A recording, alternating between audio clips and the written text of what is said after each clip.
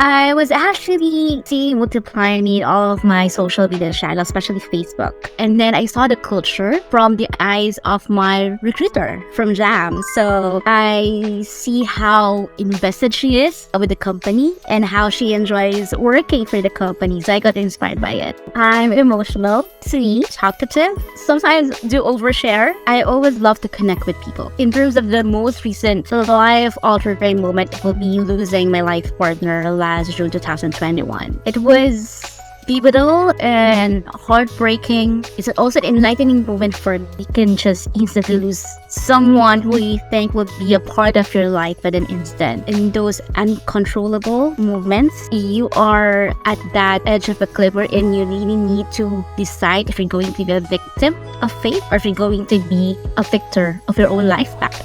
I've always been very hard on myself. I love really putting 100% into any kind of role that I've been thrown into. My life partner was actually asking me when do you stop? When do you learn how to stop? I really become so emotionally invested with the work and even with the people that I work with.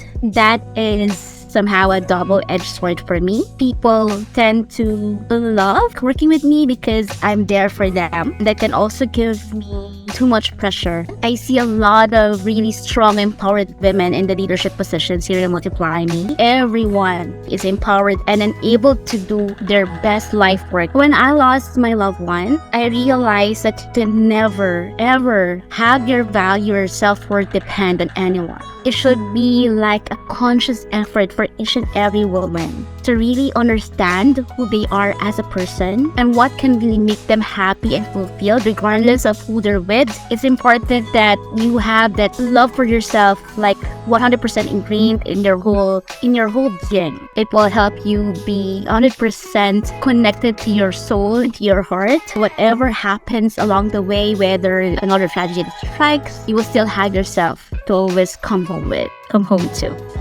So guys, this is Bianca. Thank you for listening to A Piece of My Heart. This is my first story. Bye!